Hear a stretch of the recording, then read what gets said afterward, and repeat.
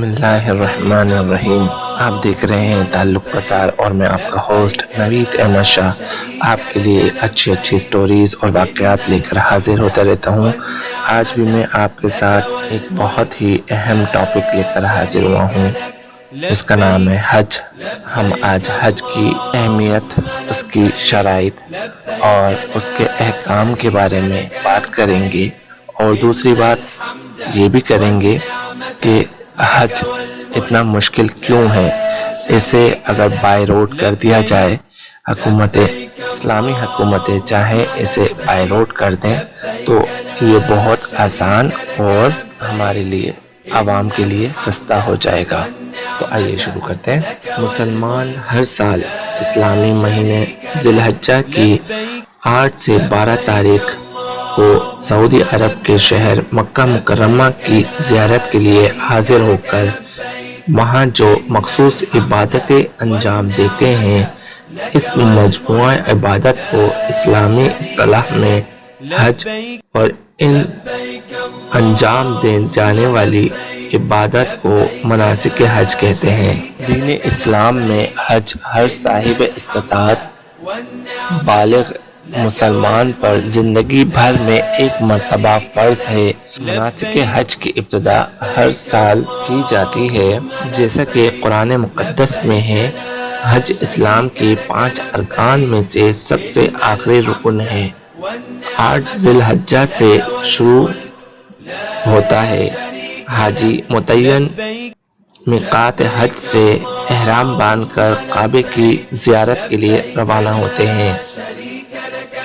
وہاں پہنچ کر طواف کرتے ہیں، پھر منی روانہ ہوتے ہیں اور وہاں یوم الترویہ گزار کر عرفات آتے ہیں اور یہاں ایک دن موقوف ہوتا ہے۔ اسی دن کو یوم عرفہ، یوم سعی، عید قربانی، یوم حلق و قصر وغیرہ کہا جاتا ہے۔ اس کے بعد حجاج رمی جمار یعنی کنکریاں پھینکنے کے لیے جمرہ عقبہ جاتے ہیں۔ بعد ازاں مکہ واپس آ کر طواف اضافہ کرتے ہیں اور پھر واپس منی جا کر ایام تشریق گزارتے ہیں۔ اس کے بعد حجاج دوبارہ مکہ واپس آ کر طواف وداع کرتے ہیں اور یوں حج کے جملہ مناسک مکمل ہوتے ہیں۔ زندگی میں ایک بار صاحب استطاعت پر حج فرض ہے۔ اس کے بعد جتنے بھی حج کیے جائیں گے ان کا شمار نفل حج میں ہوگا۔ ابو ہریرہ رضی اللہ تعالی عنہ نے محمد صلی اللہ علیہ وسلم سے نقل کیا ہے، لوگوں تم پر حج فرض کیا گیا ہے، چنانچہ حج ادا کرو۔ صحابہ رضی اللہ تعالی عنہ نے سوال کیا، یا رسول اللہ، کیا ہر مسلمان پر ہر سال حج فرض ہے؟ تو محمد صلی اللہ علیہ وسلم خاموش ہو گئے۔ دوبارہ 6 بار یہی سوال کیا گیا تو رسول اللہ صلی اللہ علیہ وسلم نے فرمایا، اگر میں ہاں کہہ دیتا تو واقعی فرض ہو جاتا، اور ایسا تم لوگ نہیں کر پاتے۔ پھر کہا، جتنا میں کہوں اتنا سنو، اس سے آگے نہ پوچھو۔ فرضیت حج کی 5 شرائط ہیں۔ پہلی شرط مسلمان ہونا، غیر مسلموں پر حج فرض نہیں اور نہ ہی ان کے لیے مناسک حج ادا کرنا جائز ہے۔ دوسری شرط عقل ہے، پاگل مجنون پر حج فرض نہیں۔ تیسری شرط بلوغ ہے، یعنی نابالغ بچے پر حج فرض نہیں۔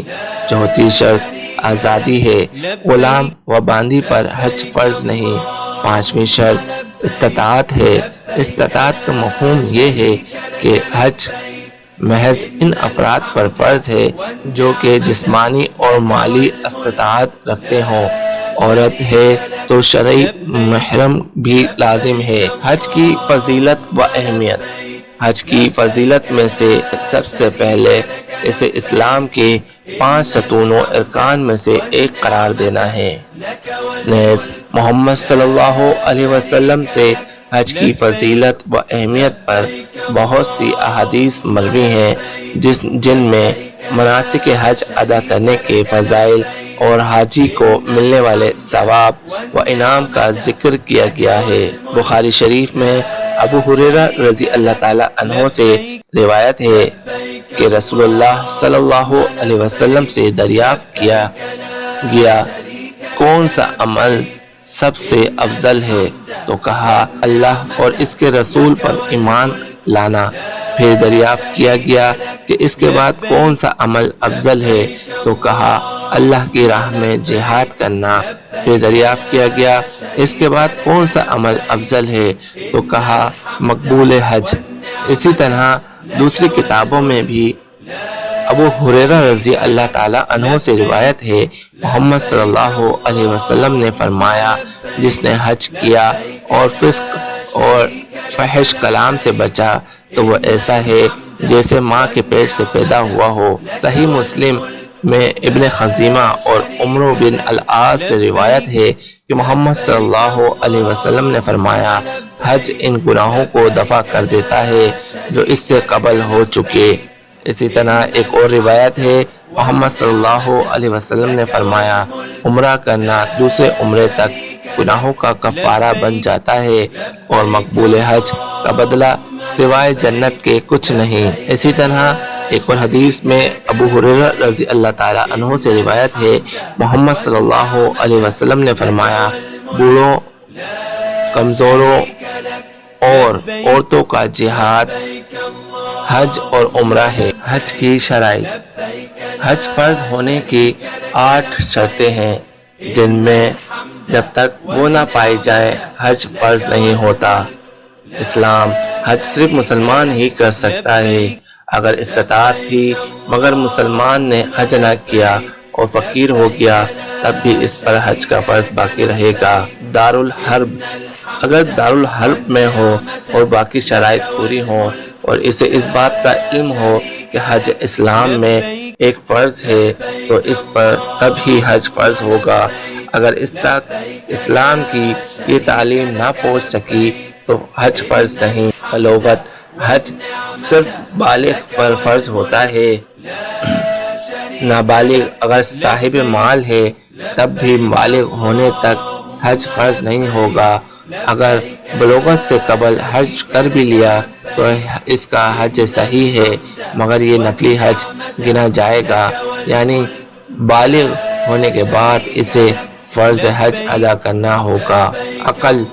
صرف عاقل پر ہی حج فرض ہوتا ہے، مجنون اور پاگل پر نہیں ہوتا۔ آزاد۔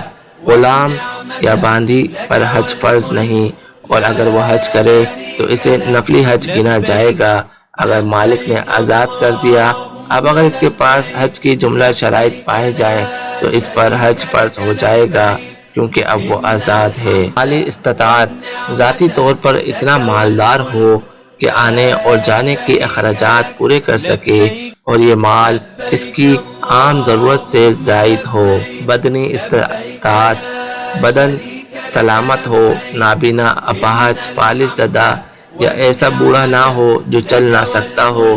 اگر تندرستی کی حالت میں حج فرض تھا مگر ادا نہ کیا، بعد میں بدنی استطاعت ختم ہو گئی تب بھی حج کا فرض باقی ہے، اب اس کی طرف سے حج بدل کیا جائے گا۔ حج کے فوائد۔ حج کے بہت سے فوائد ہیں۔ حج گناہوں کو اس طرح دھو ڈالتا ہے جس طرح پانی میل کو صاف کر دیتا ہے۔ حج ایک ایسی عبادت ہے جس میں بقیہ تمام عبادات کی روح موجود ہے، مثلاً زکوٰۃ میں مال خرچ کیا جاتا ہے، روزے میں نفسیاتی خواہشات پر قابو پایا جاتا ہے جو حج میں بھی ایسا کیا جاتا ہے۔ حج میں نماز باقاعدگی سے تکبیر اولیٰ کے ساتھ ادا کیا جاتا ہے۔ حج کے موقع پر مسلمانوں کے عالمگیر اتحاد کا روح پرور نظارہ دیکھنے کو ملتا ہے، مثلاً مختلف رنگ و نسل، زبان، قوم اور وطن کے لوگ ایک ہی لباس اور ایک ہی طریقے سے ذکر الہی میں مشغول نظر آتے ہیں۔ اگر آپ کو یہ ویڈیو اچھی لگے تو لائک کریں اور ہمارے چینل کو سبسکرائب کرنا نہ بھولیں۔ شکریہ۔